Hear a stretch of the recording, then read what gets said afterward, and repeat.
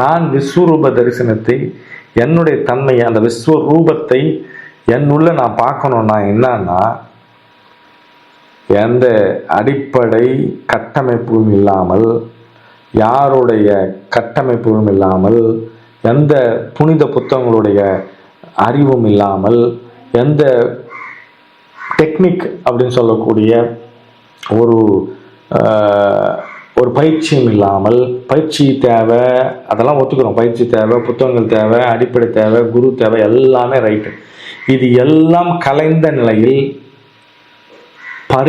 நிர்வாணமாக நிர்மலனாக நிற்கும் பொழுது, அதாவது எதன் அடிப்படையிலும் எதனுடைய பிடிப்பும் இல்லாமல், அந்தர்யாமி அப்படின்னு ஒரு வேர்டு இருக்கு. ரொம்ப அற்புதமான வேர்டு. அது வந்து சான்ஸ்கிரிட் வேர்டா தெலுங்கு வேர்டான்னு எனக்கு தெரியல. ஆனால் அந்தர்யாமினா பரவி விரிந்து எல்லையற்றதாக இருக்கக்கூடிய அந்த பரநிலை, அந்த பூர்ண நிலை, அந்த பிரம்ம நிலை, அந்த சிவநிலை, அந்த ஆல் ஒன் கான்ஷியஸ்னஸ் சொல்லக்கூடியது.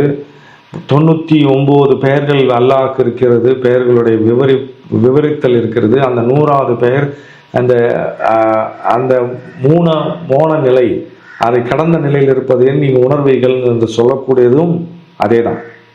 என் நிலை என்பது ஏதுமற்றதாக, எந்த கட்டமைப்பும் இல்லாமல், நான் உடல் அல்ல, நான் மனதல்ல, நான் உயிர் அல்ல, நான் ஆன்மா அல்ல, நான் சித்தம் அல்ல, அகங்காரம் அல்ல, எதுவுமே இல்லாத நிலையில், நான் ஏதுமற்ற நிலையில் இருக்கும்போது, நான் எதையும் வைத்து என்னை அளவிட முடியாத போது, அந்த இடத்துல தான் சாக்ரட்டிஸ் சொல்றாரு, எதுவும் தெரியாத நிலையில் சர்வ சௌக்கியமாக இருக்கிறேன். அதுதான் விஸ்வரூப தரிசனம். சாக்ரட்டிஸ் சொல்றது தான்.